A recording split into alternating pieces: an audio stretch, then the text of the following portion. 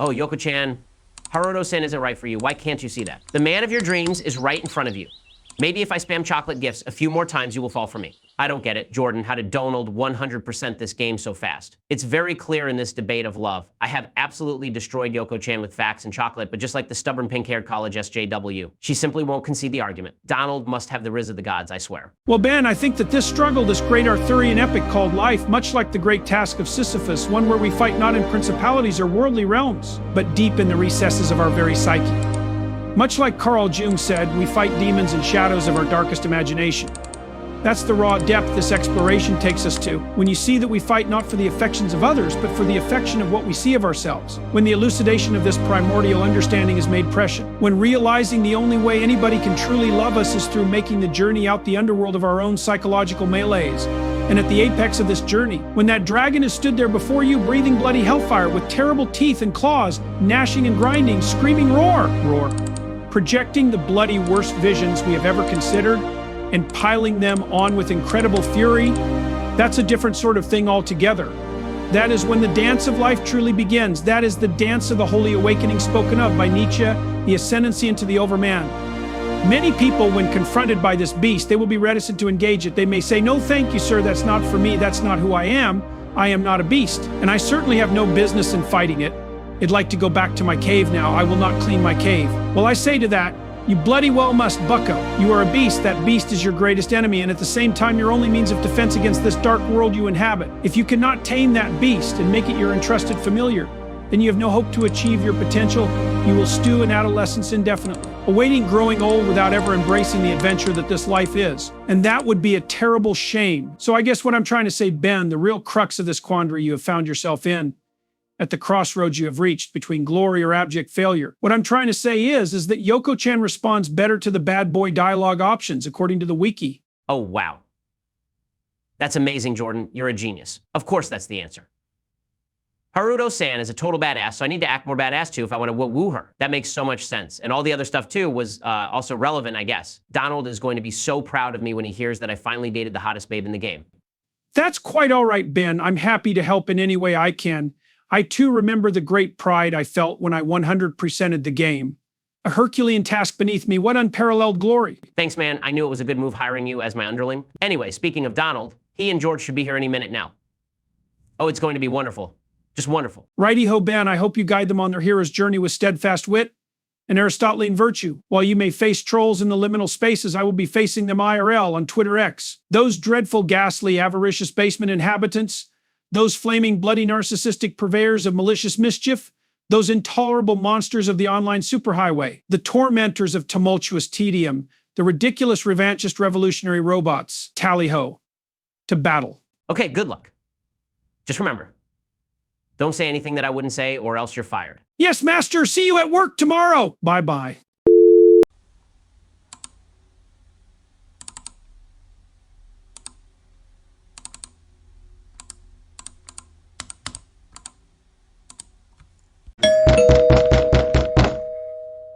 Oh yes, just in time. I'm sorry, Yoko-chan. This rock star has to go rock his rocking show. I'll be back soon for you though, my darling, and I will win your heart. The new Benny Badass Shapiro will make sure of it.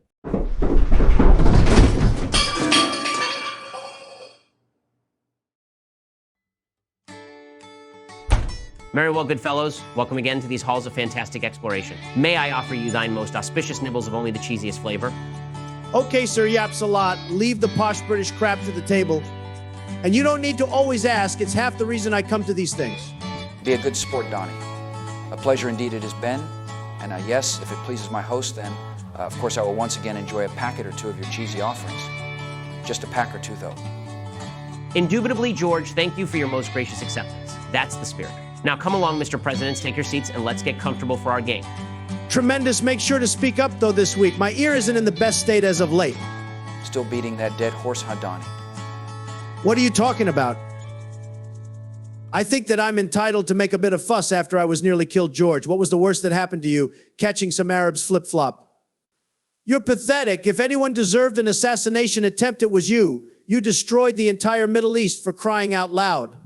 Believe me, Donald, going hunting with Cheney was much more perilous than what you went through. That man is a maniac. And the American people know what we did was to protect our freedoms. They still love old Bush to this day. I might have been the president, but it's not like I control when. And where we go to war, don't be so dramatic. Now, let's not start roughhousing before the game has even begun. Let's just agree to disagree on this. Donald, I will do my best to make sure you can hear me clearly. Don't worry about a thing. Thank you, Ben. At least someone will show some respect to the most threatened man in the world. You're right, Ben. Let's get started. Right then, I'll start us off with a quick recap. Dante and Gregory, you remain on your quest to find the Necromancer's lair to revive the fallen party members. After an initially perilous trek into the hardwood forest, where you were forced to hide from a mysterious beast, you happen upon the enigmatic Red, whom hosted you and set you on your way again with a map to aid your journey through the forest. This is where you find yourselves currently, following the path before you as set out by Red. Just 1 second, Ben. I have a question before we begin. Go ahead, Donald. Yeah, when am I going to get a level up and get more powers and stuff? This is like session 3. Already I need to get more skills. Elven girls only like guys who've got good skills. Well, Donald, I know it's been quite a few sessions now. You're right. Most parties by this point would have had enough encounters to get some level ups, but let's just say this campaign has been anything but orthodox so far. I can't really say that anything the two of you have done has generated much experience. Yeah, Donald, there isn't much XP gain from beating up defenseless peasants and choking out a chained-up grandma. You did the same stuff. You actually killed a guy too. And what about me killing the Beta brothers? That must be worth something, as they are technically powerful, even though they are much, much weaker than me. Also, you stopped me from killing that chupacabra when you humped me too, so thanks for that. I am not giving you XP for killing our fellow player characters, I'm afraid. And I can say with certainty that George saved your life there. That would not have gone well for you. Okay, fine. Well, I better get some opportunity to kick some ass today and get some XP, because I need to get more stronger to defeat the bean counters and no more unfathomable terrors beyond our comprehension either. Ben, that was a dick move for our first encounter. Like, what kind of DM even does that? The kind of DM who trusts his players' common sense and intuition. This is a simulation of a real fantasy environment, not a tutorial zone of a children's game. Yeah, well, maybe that's not such a good idea, Ben, LOL. I mean, not even being mean, Donald has never played before. You should know he is going to go head first into battles. No, I can handle it, George. I am not some scrub. I am a master debater and have a very high IQ. Many say I have the highest IQ, more IQ than anyone else. All right, well, I'm happy to keep doing things my way if Donald and you are both up to the challenge. Yeah, sure. While we are talking shop, though, I figure I'll put my 2 cents in. I'm having fun, but your way of DMing is like really crazy, and I'm like pretty sure you aren't even following any DND mechanics like at all, so. Yeah, so what? This is my homebrew where I decide the rules. You are the player who follows what I say. Yeah, okay, it's just this kind of story based on rail system can be a drag at times. It feels inauthentic, and dice rolls just seem arbitrary. Players need to be able to outwit the DM and go their own way if they like. Hello? George, do you seriously think that you have been on rails? This is quite literally the definition of off the rails, and is pretty much nothing like what I expected would happen. Now eat some Cheez-Its and simmer down, or maybe Van Helsing will be your next encounter. Capiche? Calm down, Ben. No need to go off. Like I said, I am having fun. I'll let you do it how you like, no problem. Excellent. Glad we got all that out the way then. You're in the leafy hardwood forest on your path ahead. Go for it. I'll let you guys take it from here. Cool. Okay, so Greg, which way do we go then? Have you figured that map out? Let me see. Benji, I examined the map. Sure thing. You look at the map, which shows before you an expertly sketched impression of your route ahead. Annotations and icons litter the canvas, illustrating a masterful understanding of the forest in all its splendor and idiosyncrasy. The path ahead is a somewhat winding line through the brush regions, leading to a bridge to cross the River Pish, which bisects the hardwood forest. From there, it's a fairly straight shot to get to the vicinity of the lair of the Necromancer at the forest's edge. Yeah, I'm pretty sure I got it. It's a pretty simple route from here, and I know this area a tad better than the other end of the forest. I used to bathe in the River Pish when I went traveling as a younger man. Oh, really? Bathing in pish? That sounds pretty gay. You follow the route as laid out in perfect focus, barely speaking a word to each other. And you eventually find yourselves at an ornate stone bridge. The bridge looks old, older than the kingdom it now resides in. Vines creep up, concealing frayed and weathered statues of what you can only assume to be heroes or gods from that lost age. Why would you look at that? They really don't make them like they used to. Yeah, wow, very cool, Greg. Can we save the awe and splendor for a time when I'm not carrying 200 pounds on my back? Ben, I start walking ahead, impatient with Greg nerding out. Now hold on, Dante, bridges are not things to be underestimated. Such a bottleneck is often a place for bandits to ply their wicked trade. What's that, Greg? I can't hear you from over there. You better hurry up, old man, before I leave you for dust. Benji, I want to take a look at Red's map to double check for any indications of funny business here. Sure thing. You look at the map, and as you predicted, there is an icon just at its approach. Red seems to have drawn what looks like a rather menacing half-man, half-bear, half-pig-looking creature at the underside of the bridge. Well, fuck. I call out to Dante. Watch out, Dante, I think there might be danger. Your calls fall on deaf ears as Dante's pace has put him way ahead of your call, and he is unable to hear your warning, but for a murmur of concern in the wind. God damn it, well, I start running after him then. Okay, but I'm not waiting up for you. You can move those crusty chicken legs and catch me up. At this point, you're no better to me than a freeloading bean counter. Dante, as you defiantly swagger along the bridge, ignoring the calls of your compatriot, you start to hear thuds and earth shifting ahead of you. Before you know it, you see a large ape-like hand wrap the wall of the bridge from below. Then another. The arms are followed by a tremendous bloated body and a ghastly savage face, obtuse and appearing as if the flesh were tied into wicked lumps and knots. The creature vaults up onto the bridge with an athletic vigor, unexpected by its surly demeanor. What you see before you is familiar to you only from tales of yore. It's unmistakably the immense presence of a gigantic vicious troll. Well, what do we have here? More bloody freeloaders who refuse to pay their offerings? The troll can be seen cracking its knuckles, each crack crunching like the beat of a snare drum, looking to you with a menacing grin, revealing both tusks and razor-sharp teeth. Oh yeah, baby, this is what I'm talking about. I throw down my pack and grab the hilt of my sword on my back. I call to the troll, "Step aside, you ugly animal." Dante the Triumphant walks wherever he wishes, and certainly does not pay offerings to the likes of filthy trollkins such as you. Ah, Dante, he says. You dare besmirch the great name Dante with your puny little frame. The troll takes a moment to chuckle to himself. Look here, Squib. Look how unkind the ages have been to you. We trolls may have lost our beauty, but you menfolk have lost your balls. And how stupid you've become too. The very same king you vandalised with your namesake is the one who swore an oath to make these offerings in our good name. Without us trolls, your king would never have quelled the goatmen of the forest, but yet ye forget much and listen too little. Because you men are so bloody lost, aren't ya? Your brains have gone to the size of your peckers, which have fallen to the size of them beans you so like. You either run in terror, sneak by us like vipers, or send your stupid swishy guilds after us. Absolutely no respect for the order of things. I'll tell you this, in 410 I've nary seen but a dozen of you humans paying us our due tribute, and that royally pisses me off. So what's it gonna be, Dante the Tiny? Fess up, or I grind your bone to dust, and drink your marrow like jelly.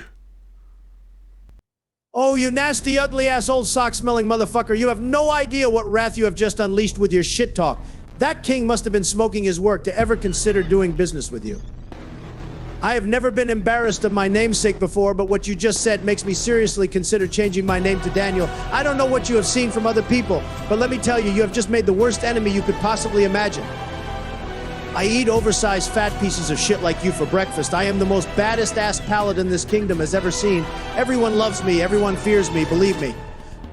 So if you think you can run your mouth and throw your weight around with me, then I'll have to put your crusty, canker-sore, wart-infested, shit-smelling, face not even a mother could love, idiot dick into the dirt. Comprende, stupid hog? Ben, at this point I unsheathe my sword, making it very clear that I am going to slice him into chunks. The troll, unfazed, puts himself into a fighting stance also, not before taunting you with a large beckoning finger. So be it then, human. I'll take my pound of flesh from your rump. Okay, now roll for initiative, Dante, and our battle will begin. Let's get this done. I rolled a 15. The troll rolled an 11. You have the first move. What about me, Ben? This isn't good. This creature is an absolute nasty physical beast. I need to intervene. You can take your turn at the end of the round to enter the field of play. I wouldn't listen to you anyway. George, this asshole is on my shit list, and I'm done not killing things because of your cowardliness anyway. Okay, Ben, with my sword at the ready, I run up to the troll and look to cleave off one of his fat, stumpy legs with a mighty swing. As you like. Make a roll for your attack. All right, this time I got a 14. That's a hit, right? Well, yes and no. Well, fuck's sake. Here we go again. Always rigging me. You swing your mighty blade with great fury, and you connect to his leg easily. Yet the troll's hide is so thick, so tough that the blade can only cleave a small amount, making a minor flesh wound. Your sword now is embedded into the leg of the troll and will not budge. It seems that the troll's flesh has almost instantly regenerated around the blade itself, trapping it in place. Ouch! You little bastard. That actually hurt a little bit. The troll in response makes his attack and rolls a 12. Hey, that stupid troll. Get wrecked. No, Donald. LOL. The troll hits you. What? He rolled lower than me. That's not fair, is it? How many times do I need to tell you to read the rules? The troll has a much higher armor class than you, so your higher roll is less effective. And given he is a multi-generational 10-foot monster, he clearly has some good bonuses to combat, enough to hit you in this case. And do we really need to keep retreading this ground? Wouldn't you rather just hear what happens so we can enjoy the action? You're the one rambling on, nerd. Yeah, get on with it. I want the action. I'm sure it's nothing that the tank can't handle. Well, let's see if, yeah, it's pretty savage. The troll, angered by the pain of your cleave, decides to throw a huge uppercut directed at the main of your body. The blow hits you like a raging bull, sending you flying backwards and into the air. So strong was the impact. Your plate armor has bent in completely, forming a concave crater where once was a breastplate. You feel your ribs break from the deformation of the plate and your organs spill around inside of you. Eventually, you crash to the ground on your back, totally incapacitated. God fucking damn it. This is such bullcrap. How is this meant to be fun when I keep getting bullied so hard? Are you just trying to torture me? No, don't. I know what we said at the beginning of the session, but I have my encounters planned out, and I'm not going to change them on a dime. This forest is indeed a dangerous place, and you need to use your common sense a bit regarding what is and isn't an easy battle. Yeah, Donald, you would think the 10-feet-tall brick shithouse might be a clue that this is no easy fight. I did try to warn you. Shut up, George. The troll should also think I am a tough badass because I am actually, I'll have you know. And you didn't try hard enough, I couldn't hear you. You're literally an awful advisor. You can't even give me good advice. Don't worry, Donald. You will have your day in the sun, I promise. Well, if you survive this, that is, which is kind of looking slim, if I'm completely honest. Well, let me see what I can do about that. Don't worry, Dante. Gregory has got your back. Sure thing. Tell me, George, what have you got planned? All right. Ben, I'm about to cook real hard now, so you've got to let me riff a bit, okay? Okay, explain yourself. I'm listening. Yeah, so remember in session 1 we discussed my backstory and abilities and so on, and that I carry a club. How could I forget? Best intro ever, my guy. Thanks again. But yeah, so I guess what I'm saying is that I love golf, you see, so the club I have is not only a melee weapon, but I also use it in a ranged vicinity to launch missiles at my enemy like a golf balls or whatever. That's kind of the double meaning when I said I swing a 9-iron like a motherfucker. I guess it would work the same way as slings do normally. Ha, that's actually freaking awesome. We obviously didn't discuss this at the time, but that's so cool, I'll allow it. Brilliant. So my next appeal to you is this. In that same session, we beat Sticky Nick, who had on him some of those their magic rocks, which exploded like a flashbang. So you kind of rushed us out of the field from the end of that session, and you said we gathered supplies, etc. Can I assume that Sticky Nick had his magic rocks in the bag of holding, and I made sure to take them into my possession? It makes as much sense as anything else for him to keep them there. I'll for sure say that's what happened. As yeah, I did kind of hand wave that part. So now with these two factors, can you see where I'm going with this? Yep, and I love it. Go ahead, Gregory, you've cooked up a spicy meatball right here? Hell yes, George. That is so freaking sweet. I kind of wish that was my weapon now. Can I change weapons to that too, Ben? No, you can't. You'll have to come up with your own cool shit. Ha, screwed over again by Nasty Ben? Skill issue. Well then, enough talking. We have a lumbering troll bearing down on us. George, do your thing. Okay, Ben, obviously I'm going to tee up a magic rock and launch it right between the eyes of this overgrown gorilla pig. Roll for your shot. Oh, Lord of mercy. We making it out the country club with this one. I got a 19. Always coming in clutch, George. You would think there was a higher power looking out for you. Well, there is Ben.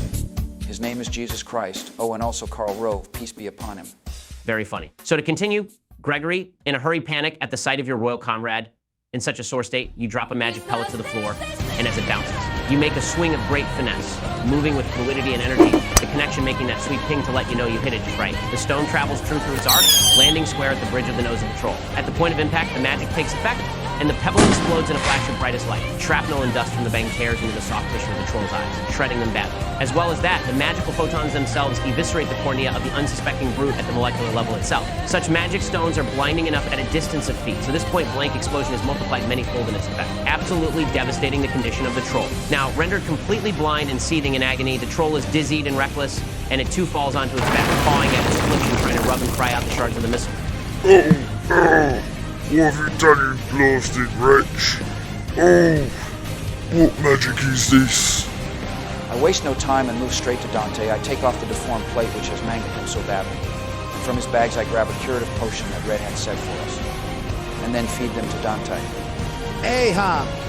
I knew it, you fruitcake. And before Dante can say anything, I chastise him. Shut up, Dante. You want to die, or worse yet, be regenerated as a fucked up Ninja Turtle. Just take that armor off and drink up, and let's kill that thing. fine. He isn't wrong for once. I do what he says and get that potion down me. You gulp down Red's potion and immediately feel your shattered bones begin to snap back into the correct position. You feel a lot better, but still not perfect, as the potion was not intended to heal such extreme injury. Perfect. Now let's fuck this bitch up.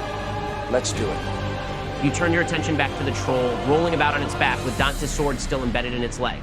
Oh, you bloody cheating bastards. No honor left among men. How are we going to beat this thing, Dante? Your sword barely made a dent. Its regeneration seems to make it immune to our damage. No, I just didn't hit him hard enough yet. Let me grab my sword and I'll cut him good this time. Okay, Dante, the troll is kicking its legs furiously. You're going to need to make 2 rolls. One to dodge the kicking limbs, and another to grab the sword from the leg. Let's go. I got a 17 and a 6. The troll, sensing your presence, swings madly about you, and you narrowly avoid another crushing blow. This time from its powerful legs, but sadly, the valiant dodge upset your balance and you were unable to grab the sword. Fuck. This thing has got pure tard strength. I can't get to my blade. Darn it. Benji, I want to do a check of the environment, see if there is anything we can do. What you see is the troll on the end of the bridge, on its back, and like I said, the bridge is on its corners, large stone statues, somewhat weathered and crumbling. One of which depicts an armored kingly paladin, very reminiscent of Dante, you suspect that may actually be the old king Dante the troll had referred to. Dante, the statues, that's it. We aren't going to get anywhere while the troll is spazzing out so violently, but that statue there, it looks pretty loose. You've got to tumble that sucker onto him. Great thinking, Greg. I'm on it. I immediately hop up onto the wall of the bridge and Naruto run to the plinth on the corner. I hop up there and start pushing against the statue with all my might. Roll for a strength check. Oh no, a 10. Fucking rigged. Haha, no, Dante, don't worry. You're actually strong enough for that to work for you. I knew that max strength stat would pay off eventually. Oh yeah. I'm the best. Dante, with all your strength, you push on the statue, and eventually it comes loose and tumbles. The massive stone statue falls with a seeming serendipitous grace squarely onto the head of the troll, smashing the skull of the monster with enormous force. The impact is so hard the stone crumbles into pieces, leaving a dusty rubble and a soundly knocked out beast. You did it. Way to go, Dante. Don't act so surprised. I'm a god among men. I do a victory pose atop the plinth. You stand there, pulling a sweet power stance with your golden locks gently blowing in the wind, and as if the gods were smiling on you, an opening in the clouds forms a column of golden sunlight beaming down on you. Epic. I am so freaking epic. I think to myself, well, maybe this kid does have what it takes to be king. As long as he has my expert advice to get him ready, of course. All right, boys, what's your next move? I'm not done with this POS yet. I'm going to finish him off. I relinquish my sword from his leg and move to his neck and chop at it with all my might. Okay, roll for it then. All right, I roll a 17 this time, so there's no way I'm not killing this prick now, huh? You once again make your great cleave, and once again the sword tears into him. But the thick leather of his hide absorbs the blow, and quickly regenerates around the blade once more. It seems like this troll is near impervious to your weapon. The troll stirs a bit, seemingly noticing the attack, but not enough to be woken from his rock slumber. Look, man, I think we need to take the W here and get out of Dodge. This troll is incredibly resilient, and we might wake him up again even angry if we keep going. No, Greg, this motherfucker disrespected the big D. Nobody does that and lives. Dante, did I not just save your life and secure your victory? As your advisor, I beseech you to see sense. Please. Geez, all right, fine. We will go, but I swear by all that is holy that I am coming back to finish the job at some point. The beast begins to stir. It looks as though it might be waking up. Oh, fuck. Come on, Dante, let's go. Cheese it! Oh, how rude of me, of course. I'll run and get a few dozen packs now. No, Ben, you idiot. I mean, I am running away. The bowl is still full to the brim, too. Even I can't eat that many. I see. Well, maybe I should just run and get a few more from the cellar anyhow, just in case your appetite picks up again. Bruh. Just get on with the damn game. Very well, your loss. You both hurriedly make your way past the troll, leaving him there, and rush out of sight into the cover of the woods on the other side, not even sparing a moment to look back. After a good while running, you finally decide to take a moment to pause. You notice that you ran a fair bit off the beaten path once more, and find yourself in thick woods once again. Dante, let's stop. Gosh darn, that was something. I think I'm gonna faint. Yeah, same. I think I felt my lungs break my ribs again running so fast. Phew. Good job back there, buddy. You weren't joking. You weren't built like an ox. And Red was right. We really can make a good team after all. Hell yeah, you won't hear this from me often, but that was freaking badass back there. That golf swing was almost as good as mine. Well, maybe once this is all over, we can test that theory. You better believe it. But wait a second, are we lost? Do you have any idea where we are? Well, I'm not totally sure. This is my familiar neck of the woods, but I can't say I was thinking about navigation during our escape. I think we should take a short rest, and I'll try to find our location on the map. Why don't you get a fire started and maybe cook up some of our supplies? What? No freaking way. You might think we are equal now because we shared some blood, but I'm not doing that poor person stuff. Plus, I've been carrying all this crap for like 2 days now. I'll focus on resting my bunions while you do all that. You won't do it? Or is it that you can't do it? Shut up. What? No, of course I could if I wanted to. I just don't lower myself to such peasantry. Besides smashing skulls, you really are useless, aren't you? All right, fine, I'll get the fire and grub going, but you need to gather some wood while I check this map. Okay, fine. It's not my fault my parents loved me and didn't make me do chores, though. Sure thing, Richard the Rich. Just don't break a nail now you're in the big bad world. I tanked a literal tank blow. I think I'm good, you frail old bitch. Speaking of which, I want some more of Red's potion. Be careful, though. Don't drink the whole thing. You never know what could be around the corner. Between that potion and that map, well, that's the only things preventing us from certain doom. God, I miss that girl already like you wouldn't believe. Me too, Greg. What a certified bae. I am a 100 aura stand for her IRL. And yeah, I'll just take a half a cup. You drink your fair measure of the potion, once again feeling its electric buzz emanate from your stomach through to each and every capillary in your body, working its wondrous healing power. You now feel about 80% of your peak physical condition. Okay, I'll go get us some wood. See you shortly. All right, you're going to want to get dead branches. The live ones are too wet to burn. And stay out of trouble for the love of God. I ignore him and swagger off like a boss. I mutter to myself, Lord, protect that silly man child. Great, so Dante, you make your way around the area scouting for wood, following a breadcrumb trail of dead wood, a fair way off from your camp, when you begin to hear a shuffling in the bushes ahead of you. Oh, what's this? Could it be a wild pig? Greg won't be so smart with me if I bring home the bacon. Out from the bushes, surprising you, steps a little goblin dressed in a loincloth and holding what looks like a pouch of gold on him. Oh, even better. Gold, baby, gold. The goblin seems rather cocky. He looks to you, holding his long, narrow nose, and blows a raspberry while exposing his bare ass and balls, and spits off away from you. Oh, what? Filthy green midget, you already sealed your fate by meeting me while owning gold, but you're really gonna get it now? Benji, I make my chase. Yeah, no shit. Okay, you make your chase after him, and you notice he is just over the way, but has stopped running, and once again is exposing his indecency to you. This time doing a kind of little dance like a crab while spinning his dick around like a helicopter. He also seems to be doing his poor impression of human language, saying bar bar ham blub, odu blue blob trop. All the while, his tantalizing bag of coins is jingling unmistakably. Okay, finally a clean kill with loot to boot. I'm going full force, Ben. I charge at this goblin cell like a rhino. I'm going to squash him like a bug. Aha, you run up to him with your full force, abandoning the pile of wood to the floor. In a terrific sprint, you get within striking distance of him and will roll for a dex saving throw. Donnie. You fucking prick. Aha! You really never learn, do you? Go on, what did you roll? I rolled a 3. Big oof. As if a carpet was pulled from under you, your forward momentum gets turned upside down as you are flung into the air by your feet. You have been caught in a snare trap of knotted vines and are now dangling by one leg. You're a piece of shit, Ben. You know how much I love gold.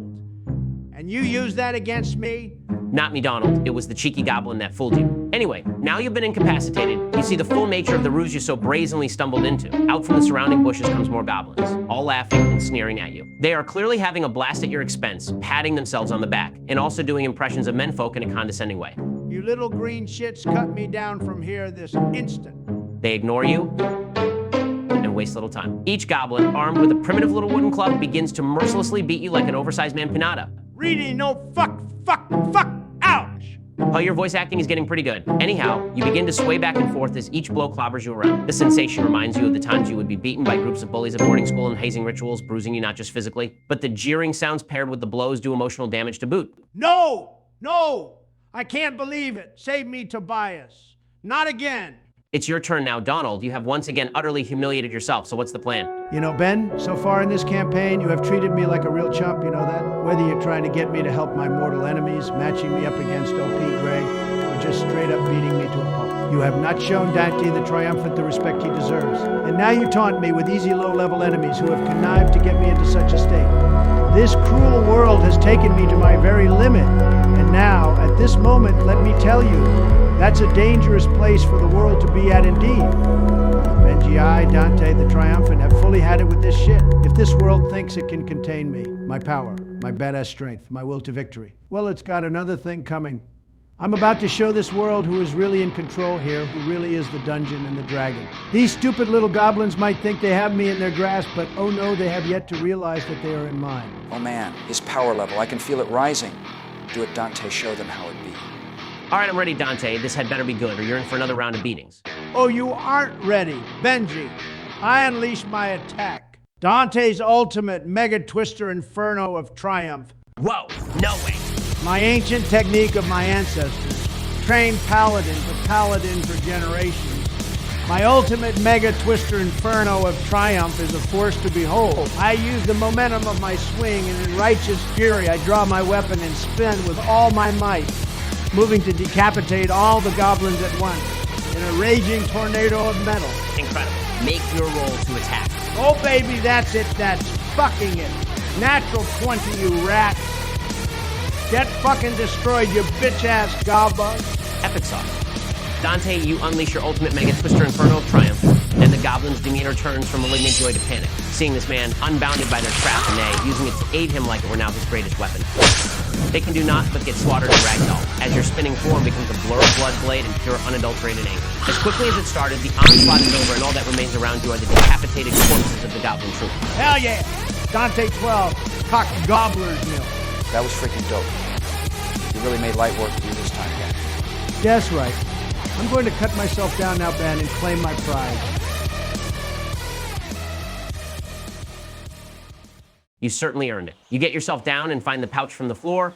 Now stained in putrid yellow blood, you can feel its acidity sting in your hands, but you can easily ignore it for what's inside. You find the pouch full to the brim with chunky gold coins, donning the regalia of your old coat of arms. Sweet, they got that real money too, not that skinny shrinkflation bean counter shit. Well, I think I'm going to return to camp now, picking up the pile of wood as I go. You return to the camp without fanfare, save for a few pretty nasty lumps and bruises the goblins left you with. Dante, you're back.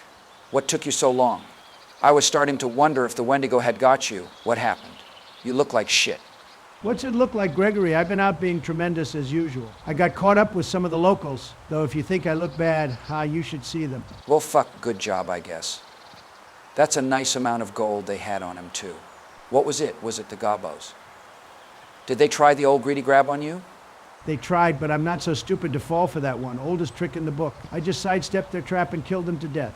I'm going to protect Dante's ego and not bring up all the twigs in his hair and mud and goblin spit. As if your character could ever damage my ego. Well, that's a good result indeed. That gold will come in handy. Now, I've got our new course all set, so we should be able to reach the Necromancer by twilight with time for our meal, too. Good, because I am getting real tired of this lame-ass fucking forest. If it wasn't for Red, I would have this place chopped down and made into toilet paper so I could personally wipe my ass with it. I know what you mean. The gamble we made to take this route has been treacherous in the extreme. I just hope it pays off when we get to its end.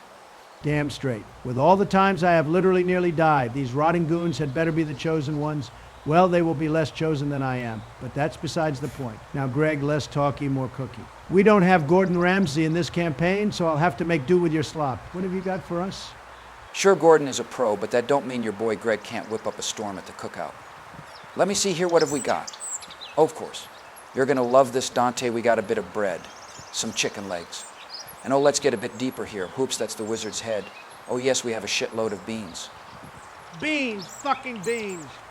Don't talk to me about fucking beans. Ah. Ha ha ha, what a laugh. More for me then. Now I'll get to it. You rest those bunions and keep watch for more gabas. All right, boys, you both retire into your camp after Gregory sets out a roaring fire to warm your cold-weathered bones. The scent of the chicken and beans cooking in the pot gives you a feeling of homely respite in an otherwise dangerous place, and you reflect on your journey thus far. Though you might not outwardly say it, you have grown to appreciate each other and realize that even in this hazardous world, in which you are but a small and vulnerable part, with a little help from your friends, you also hold great power and potential to overcome all odds before you. You also wonder yet what great challenges you will have to overcome over the next days ahead of the infamous Necromancer and how, if revived, how your old yet new friends may come to your aid in this esoteric legend of the Lord of the Beans. And I think that's a good time to end our session for today. So fellas, how are we feeling? Did you enjoy that session? Yeah, Ben, that was totally rad. Even though we have been in this forest for a while now, I think we have made great strides in our development. Though I tell you, it will be nice to finally reach our destination and move the story forwards a bit more dramatically, too. And Donald, what about you? Yeah, it was okay. I guess you haven't really accounted for how badass my character is yet. I really should have one-shot all those creatures today. And I am looking forward to meeting the zombie wizard and seeing what he is all about, so no more side quests. Plus, we killed a fucking huge troll today. And I personally decapitated 12 or more goblins. So where is my level up? You beat me to it. Yes, you both certainly earned your stripes this session. I can't argue with that. Next session, we will discuss your progression and what that all entails. I get more XP than George, though, right? I did more stuff than him. A, nah. I'm probably going to go with milestone level ups, but I will have a think about it and have something thought out for when we next meet. Sounds fair to me. All right, well, I guess me and you, Donnie, will have to find some other way to pass the time. Now that Ben has to pour back over his tomes and write the next session of the campaign. Say our characters wanted to compare their golf swings. How about you and me go do the same IRL? Let's not waste any time.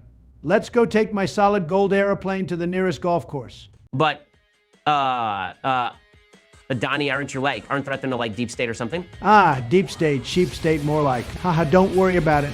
I've got my Secret Service on it. After last time they are standing on business. It's just a bit of golf. I mean, really, what's the worst that could happen? Lincoln Park starts playing. It's like a paranoid looking over my back. It's like a whirlwind inside of my head. It's like I can't stop what I'm hearing within. It's like the face inside is right beneath my skin. I know I've got a face in me. Point out all my mistakes to me. You got a face on the inside too. Your paranoia is probably worse. I don't know what set me on first, but I know what I can't stand. Everybody acts like the fact of the matter is I can't add up to what you can. But everybody has a face that they hold inside. Face that awakes when I close my eyes. Face that watches every time they lie. Face that laughs every time they fall. Watches everything. So you know that when it's time to sink or swim, that the face inside is watching you too. Right inside your skin. It's like I'm paranoid looking over my back. Dante's ultimate mega twister inferno of triumph.